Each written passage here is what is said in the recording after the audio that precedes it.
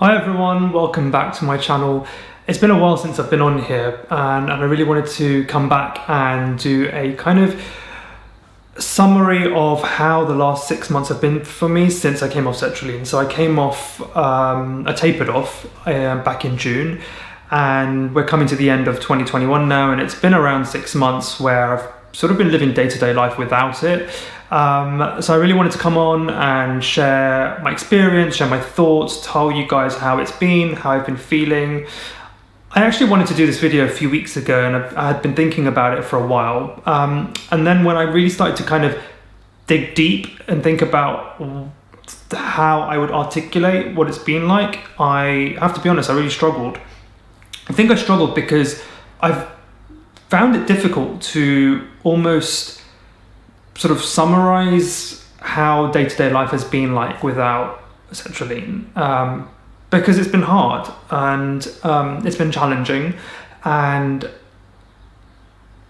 I didn't really know what to say and how to express it. So it's taken me a while to kind of sort of really think about it. So just to recap, I was on Sertraline for 2 years. I came off back in June. I tapered off really slowly, so it took about 3 months to taper off. And when I decided to taper off, I was in a place in my life where I was feeling really good. I wasn't waking up with anxiety every day. I was really feeling really positive. You know, sort of life was generally going well.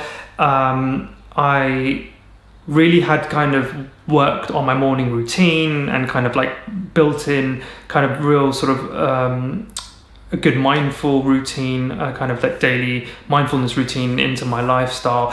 I was going to the gym, I'd being really healthy, so I really felt strong and capable of trying to experience life without it.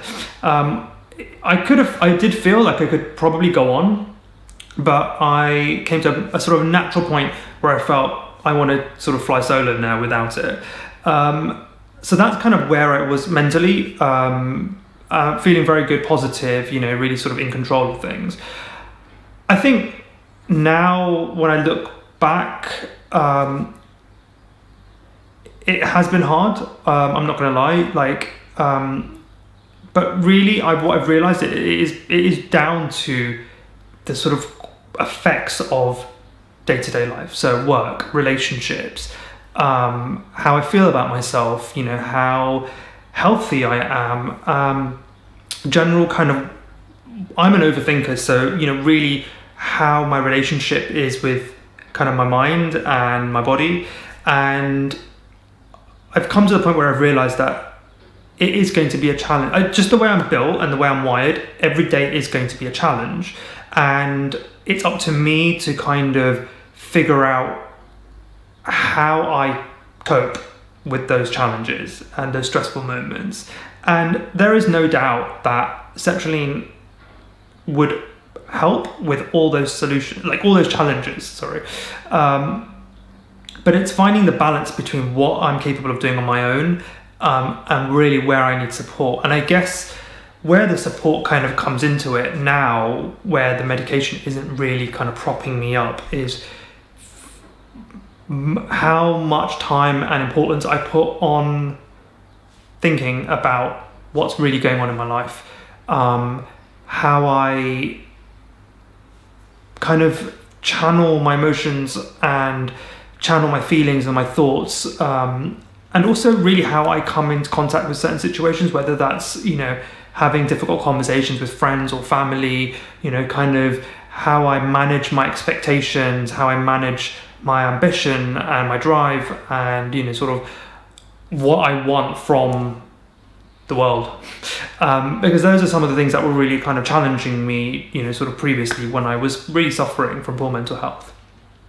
And there have been days where I wished I hadn't come off it, and I questioned whether it was too soon, and there have been moments where I've really thought about going back on. And I think those days where I do think about going back on, I kind of ask myself if I want to go back to the beginning of like kind of going through the side effects, going through that whole kind of the early stages of, you know, sort of your body getting used to the medication and all that kind of stuff. And when I think about those things, you know, we all know they're not nice, and they're in itself, that is sort of a challenge. I kind of say to myself, like, push through, you can do this, you know, ramp up, you know, some of the other things like the mindfulness, you know, let's go to the gym today, you know, because you're not feeling 100% and you're not going to be productive. So I have these conversations with myself now when I almost feel like I'm sort of relapsing in a weird way, because I see where people can become addicted to antidepressants, SSRIs, you know, and anti-anxiety medication. I can see why people can become almost reliant upon it. And this is why throughout all my videos, I realized early on the value and how important self-care, you know, sort of practicing mindfulness, sort of practicing, you know, whatever it is that works for you, meditation, gratitude, all those things that, you know, now kind of is so sort of relevant in our day-to-day lives, and, you know, so widely talked about. I kind of now really understand the full value of it, because when I get up those mornings where I'm feeling sluggish and I'm not feeling motivated, that is what really puts me in control of my emotions and my thoughts and my feelings. And, you know, I think we've just got to come to terms, I certainly have, with the kind of ups and downs that life throws at us. And when we're on a high, how you appreciate and value those highs, and when you're on a low, what you do, the strength you have to ride that wave and see that through. And that could be a really short-term wave of a few minutes or a couple of hours or a day, or that could be a wave of a week. And, you know, last week I had a really shitty week, and come the weekend I just said, you know what, this weekend's gonna be for me. I'm gonna really kind of invest in myself, and all that negativity and all that kind of low mood and those low thoughts I was feeling this week, I'm gonna restore myself. And I recognize these patterns now. I kind of recognize that when it happens, I kind of know what I have to do. And I have to say, like, a few weeks ago, my anxiety creeped in after a few, a good maybe sort of year of not really having morning anxiety. And that was worrying, that was scary, because you just don't know if it's the start of something, you know, that's going to occur every day, or if it's just a one-off thing. And then I kind of stopped and thought about, why am I feeling anxious? Like, what is that has triggered me? And I then can correlate that to either my work or how I'm feeling about a certain situation or relationship. And I was able to kind of stop, think, meditate upon why that is. And then I feel more in control of it. So I don't want to kind of go on too long. And I know even in this video now, I'm kind of reflecting, but I wanted to say that if you're in that situation where you've now spent several months or a year off your medication, and you're kind of sort of thinking and wondering, you know, God, did I make the right decision? I kind of just wanted to share that it's kind of, I think it's quite a natural feeling, and it's quite sort of normal to feel that, you know, maybe we should kind of go back, but you're not alone in this. I've realized it's a very kind of natural thing that I probably will question for a long, long time, if not rest of my life, you know. I've realized I'm just kind of wired in this way that sometimes I will feel this way, and there are days are going to be difficult and days are going to be incredible, and it's just about learning to navigate that. So I would love to know how you guys are getting on. Like, if you could drop me a message in the comments, let me know what your thoughts are, your feelings, where you're at with your journey with Sertraline. Let me know if you can kind of relate to some of what I've been saying.